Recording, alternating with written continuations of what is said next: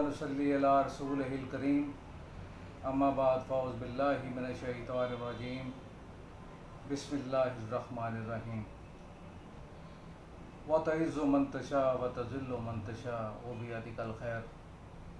मेरे फील्ड के जियालों, बहादुरों, पहाड़ों की चोटियों को सर करने वालों, सहराओं मैदानों में स्टेट लाइफ के झंडे को सरबुलंद रखने वालों, स्टेट लाइफ की आन, स्टेट लाइफ की शान, स्टेट लाइफ में अपने लिए और दूसरों के लिए कमा के लाने वाले कमाओ पूतों, मुअज़्ज़ज़ ख़वातीन, बहनों, भाइयों, अस्सलाम वालेकुम।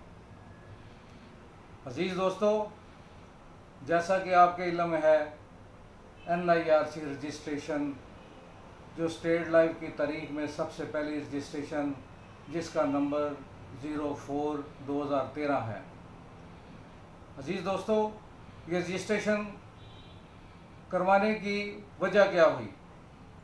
हम जब अदालतों में जाते थे तो उस वक़्त हमें रजिस्ट्रेशन का पूछा जाता था, तो हमने रजिस्ट्रेशन कराने की ठान ली और अल्लाह के फजल व करम से हमने लाहौर में रजिस्टर कराई। उस वक़्त पूरे पाकिस्तान से हमने चीदा लोगों को बुला के उसकी रजिस्ट्रेशन के वोटिंग बनाई। लेकिन उसके बाद जब हमने पूरे पाकिस्तान से लिस्टें तकरीबन 2.5 लाख वर्कर की लिस्टें लेके गए इस्लामाबाद, तो वहाँ से उन्होंने हमें कहा कि जनाब ये हम इसकी वेरिफिकेशन कराएंगे। तो हमने कहा कोई ऐसी बात नहीं, वेरिफिकेशन कराना चाहते हैं तो करवाएं। जब उन्होंने वेरिफिकेशन के लिए जब मैनेजमेंट को लिखा कि उसमें नाम, कोड और जून था, तो हमें कोई हर्ज नहीं था जो अगर मोहम्मद असगर है उसका कोड है और उसका जून है, तो वेरिफिकेशन तो उसी बात की होनी थी ना, क्या ये बंदे लाइव हैं कि नहीं हैं। तो हमने कहा जी बिल्कुल करवानी चाहिए, करवा लें आप। जब वो वहाँ पे मैनेजमेंट के लेटर लिखा कि इसकी वेरिफिकेशन वेरीफाई करके हमें भेजें, तो मैनेजमेंट फिर भागी और इस्लामाबाद आ गए। मैनेजमेंट ने उस वक़्त हमारी रजिस्ट्रेशन को कैंसिल कराने की तगोदो करना शुरू कर दी। वो तकरीबन अरसा 6.5 साल तक हम यहाँ से, मैं लाहौर से, आगा सुहेल कामरान जो है हमारे सेक्रेटरी जनरल, वो मुल्तान से, साजिद शेख फैसलाबाद से, इस्लामाबाद से मजूर सर्दी साहब, डॉक्टर शेरवान साहब, सब लोग वहाँ पे पहुँच जाते हैं। तो बहरहाल बड़ा अरसा लगा। मेरे साथ मेरे और भी दोस्त होते थे, जिसमें जावेद कादर और भी जो जोनों के सदूर थे वो भी साथ जाते थे। तो बड़ा टाइम लगा हमें 6.5 साल इसको बचाने के लिए। उसके साथ साथ अज़ीज़ दोस्तों, जब ये सूरत हाल हुई कि सबसे पहले वो रजिस्ट्रेशन काम किस वक्त आई कि जब ये प्राइवेटाइजेशन का अमल 2016 में बड़ी तेज़ी से शुरू हो चुका था, तो हमने साहब का एक वज़ीर कानून खालिद रंजा साहब से एक केस करवाया जो आज भी पेंडिंग चला आ रहा है। लेकिन इसके साथ साथ तमाम तंजीमों के सरबराहान ने एक पूरे पाकिस्तान में एक मुट्ठी होके उस केस को भी लड़ा और एजिटेशन भी की, जिसमें तारीख़ में लिखा जाएगा जो है इस तरह की एजिटेशन, काउंटर बंद और इस तरह के वो मार रोड पे हमने वहाँ तक एक बहुत बड़ा एक जो है ना जुलूस की शक्ल में लोग हमारे साथ गए और मार रोड को हमने बंद किया। उसके बाद प्रेस कॉन्फ्रेंस भी की, वो सबको पता है। इसके बाद अज़ीज़ दोस्तों, हमारी रजिस्ट्रेशन वाला मामला आ गया कि तमाम को SSB की रिक्वायरमेंट थी कि जिस तरह तमाम लोग कंपनीज जो है रजिस्ट्रेशन के हवाले से यह था कि जैसे वो प्रॉफिट दे रही हैं आपने भी उसी प्रॉफिट को शो करना है। तो हमने उसके ऊपर भी इस्लामाबाद में 2 केस किए जो हमारे डिसमिस हो गए। उस वक्त वहाँ के एक एरिया मैनेजर के सदर थे और मेरा और एक मुश्तरका, हमने पटिशनर 2 बने। वो केस हमारा जो है वो एक्सेप्ट ना हुआ। फिर हमने आगा सुहेल और वहाँ के एक और एरिया मैनेजर थे, उनसे मिलके हमने किया, वो भी डिसमिस हुआ। फिर हमने आगा साहब को कहा कि आगा साहब आप जो है ना वो बहालपुर चले जाए, वहाँ से एक केस करें। तो बहरहाल वहाँ से आसम अनवर हमारे रीजनल कोऑर्डिनेटर, क्योंकि हमारी एक टीम है, हर शख्स उस टीम के हिसाब में काम कर रहा होता है, तो वहाँ से केस किया। तो वहाँ से हमें एक रिलीफ मिला कि डायरेक्शन आई कॉमर्स सेक्रेटरी को कि इनकी बात सुना जाए। तो SSB के लोगों को भी बुलाया गया, हमारी मैनेजमेंट के लोग भी थे। हम उस वक़्त हमारी तीनों तंजीमों के सरबराह, जिसमें शायद वहीद, जिसमें जनाब राना नईम साहब उस वक्त एरिया में जो फेडरेशन के प्रेसिडेंट थे, और मैं था, और मेरे साथ मेरे सेक्रेटरी जनरल और बाकी लोग भी मौजूद थे। तो बहरहाल उस वक्त मैनेजमेंट ने बड़ी अच्छी उनको ब्रीफिंग दी कि हम जो प्रॉफिट दे रहे हैं हम उससे कम क्यों लिखें। तो उस वक्त के कॉमर्स सेक्रेटरी यूनुस दागा साहब ने उनको ये कहा कि SSCB को कि स्टेट लाइफ वो वाहिद दायरा है जो लोगों के फलाह बहबूद का काम करता है, इसको दूसरी कंपनियों के साथ कंपैरिजन नहीं किया जा सकता, लिहाजा इन्हें स्पेशल प्रिविलेज दी जाए और ये काम जो कह रहे हैं उसको माना जाए। बहरहाल वो फैसला हमारे हक में आ गया और हमने वो जो है वो जो जिस तरह मामला चल रहे थे वैसे चलना शुरू हो गया। उसके बाद दी दोस्तों ये जैसे ही 1 फरवरी 2019 को रात की तारीखी में एक शब खून मारा गया, हम सुबह फजर की नमाज को पढ़ के उठे तो देखा कि व्हाट्सएप के अंदर एक चीज़ चल रही थी, वो किसी को नहीं पता था। मैंने पूरे पाकिस्तान के लोगों को बताया कि भाईजान उठो, ये हमारे साथ बहुत बड़ा जुल्म हो गया है।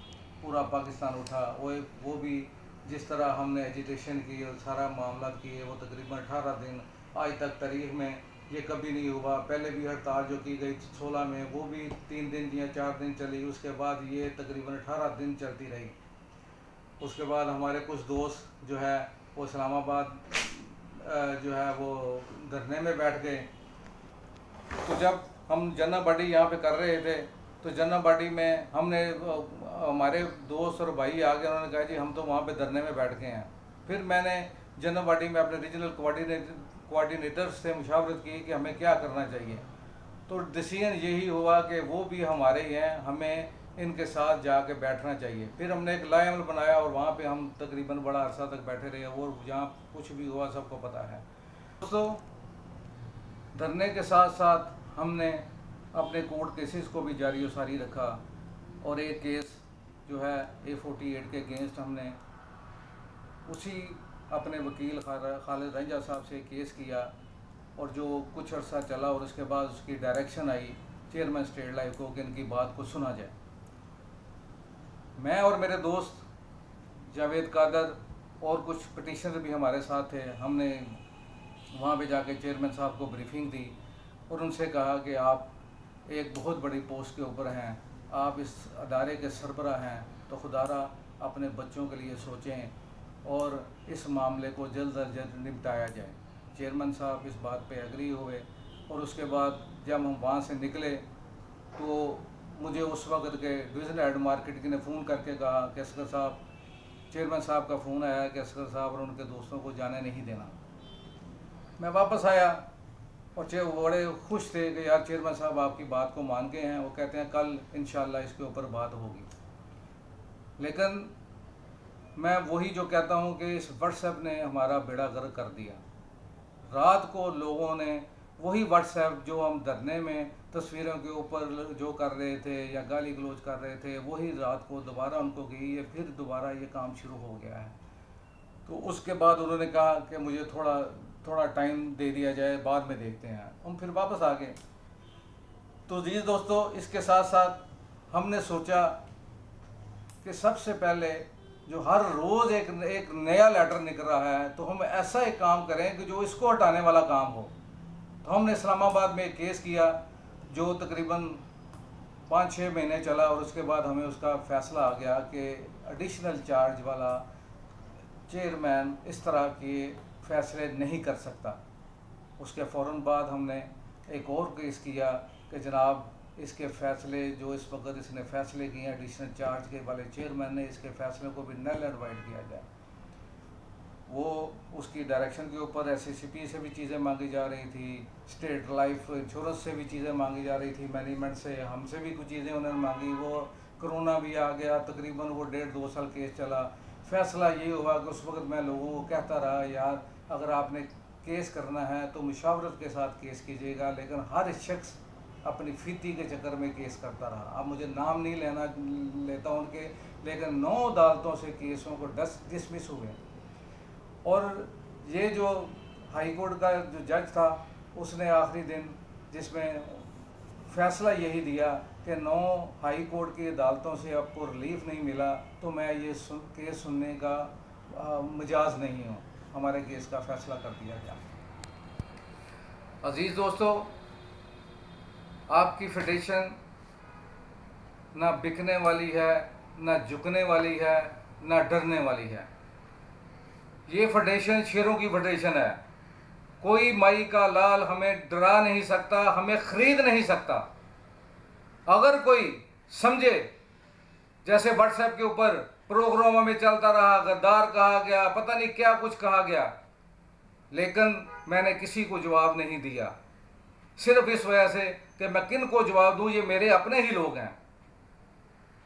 इसका मतलब ये नहीं कि मुझे बोलना नहीं आता, लेकिन ना जवाब देने की वजूहत सिर्फ ये थी कि मेरे लोग ये खुद ही समझ जाएंगे। लेकिन ना समझोगे तो मिट जाओगे है स्टेट लाइफ वालों, तुम्हारी दास्तान तक भी ना होगी दास्तानों में। अजीज़ दोस्तों, मेरा अभी भी ये पैगाम है कि खुदारा इल्ज़ाम ना लगाओ, बग़ैर तहकीक के किसी के ऊपर इल्ज़ाम लगाना सबसे बड़ा गुनाह है। अगर आपके पास कोई सबूत है, हमें ये कहा गया कि जनाब साइन कर दिए, ये हो गया वो हो गया, अगर हमने साइन किए होते तो कोर्ट का फैसला हमारे हक में ना आता।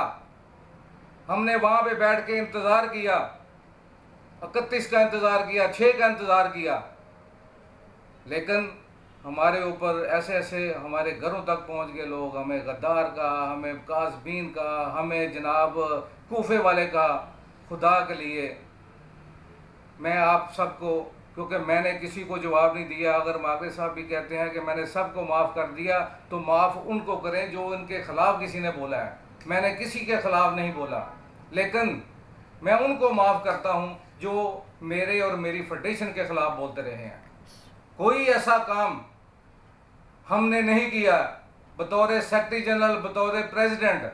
अगर किसी ने अगर कोई कहता है कि हमने फील्ड वर्कर के मफाद के खिलाफ कोई काम किया, तो भाई उसका सबूत दो। हमने इतने काम किए हैं आपके, जो हमने अपने वेजेस बढ़ा दिए, अपने काइंड बढ़ा दिए, हमने ट्रस्ट बना लिया, हमने और बहुत से काम किए। ट्रस्ट इस वक्त फाल ना होने की वजह के चेयरमैन 3-3 महीने वाले आते रहे। अब जैसे ही हो गए तो अब चेयरमैन को, उसका भी चेयरमैन बनाया जाएगा, फिर उसके बाद देखा जाएगा कि हमने अब मुस्तकिल में क्या करना है। तो जी दोस्तों, वो भी मेरे ऊपर लेबल लगा कि वो 54 लाख रुपए मिले और वो अस्करी खा गया। वो आज भी 70 लाख से ज़्यादा हमारा जो है वो इस वक्त बन चुका है। तो जी दोस्तों, हमने अपनी सफ़ों में इत्तेहाद रखना है। हमने कोई ऐसा काम नहीं करना जिसमें हम एक दूसरे के साथ लड़ाई और झगड़ा करें। मैं मागरे साहब को दिल की अता गराइयों से मुबारकबाद पेश करता हूं कि वो उसी रजिस्ट्रेशन जो हमने अरसा साल में बनाई, आज वही रजिस्ट्रेशन के ऊपर हम सुरखरू हुए हैं। ये field worker association of Pakistan की रजिस्ट्रेशन है, ये किसी की रजिस्ट्रेशन नहीं है। लेकिन कयूम साहब, आपको थोड़ा सा ये भी बताना चाहिए था कि ये रजिस्ट्रेशन करवाने में किन किन लोगों का किरदार था, लेकिन आपने नहीं बताया। चले कोई बात नहीं, अल्लाह तो देख रहा है। लेकिन मैं आपको सलूट पेश करता हूँ कि आपने एक बड़ी मेहनत और हिम्मत और जज्बे के साथ इस केस को लड़ा। उसके लिए आपको तहे दिल से आपका मशकूर भी हूँ, और सारे जो मामलात हैं इंशाअल्लाह अल्लाह ताला हमें इसमें कामयाब करेगा। अजीज़ दोस्तों, जैसा कि आपके इल्म में है कि इसमें एरिया मैनेजर फेडरेशन जो रोल अदा कर रही है, मैं उसके लिए उनको भी तहे दिल से मुबारकबाद पेश करता हूँ कि उन्होंने हमारे इस एजेंडे के ऊपर काम शुरू किया। लेकिन मेरा एक पैगाम कि वो लोग हमारे साथ शामिल हों जो अपनी कश्तियों को जला के आएंगे। ये ना हो कि हमें मैदान में छोड़ दिया जाए। अगर हमने जो भी कुछ करना है वो मेरी जनरल पार्टी के इजलास में मेरे दोस्त, मेरे भाई, मेरी फेडरेशन उसमें जो फैसला करेगी हम इंशाल्लाह बता देंगे। बार बार अलामिया, अगर चेयरमैन ने हमसे 10 दिन का टाइम मांगा था तो हमारा लामिया बनता नहीं था। पहले कहा गया था लामिया जारी किया जाएगा, लेकिन जब टाइम उन्होंने ले लिया तो उसके बाद अलामिया बनता था। हमारा लामिया जो होगा वो इंशाल्लाह हक और सच पे होगा। हमने कोई ऐसा काम नहीं करना, ना किया है कि जो फील्ड वर्कर की फलाह बहबूद के खिलाफ हो। अगर कोई काम करेंगे तो फिर 31 दिसंबर तक वो सारा काम जाएगा। ये नहीं होगा कि 2-4 दिन के बाद हमारे लोगों को छोड़ दिया जाए। इस पे अभी भी गौर कर लें। अगर हमने करना है तो फिर डू एंड डाई वाला काम होना चाहिए। ये ना हो कि हमारा वर्कर जो है पिस जाए और बाकी लोग अपने घरों में बैठ जाएं। अजीज दोस्तों, गाहे बगाए पैगाम इंशाल्लाह चलता रहेगा। अल्लाह आपका तमाम का हामी और नासर हो। अल्लाह ताला हमें सुरखरू करे। अल्लाह ताला हमारे जो नेक मकसद हैं उसमें कामयाब करे। और खुदारा व्हाट्सएप ग्रुप को कतई ना इस्तेमाल करो जब तक हम मामलात को संभाल नहीं लेते, उस वक्त तक इस मामले को जो है वो अलहदा रखा जाए। दूसरी बात है कि मैं मैनेजमेंट को भी बताना चाहता हूँ कि अगर आपने हमारे स्ट्रक्चर के हवाले से कोई और बात की तो फिर फील्ड वर्कर रुकेगा नहीं। वो तारीख पुराने वाली 2019 वाली तारीख को दोहराया जाएगा और वो दोहराया जाएगा और उसको आगे भी लेके जाया जाएगा। थैंक यू, जज़ाकल्लाह।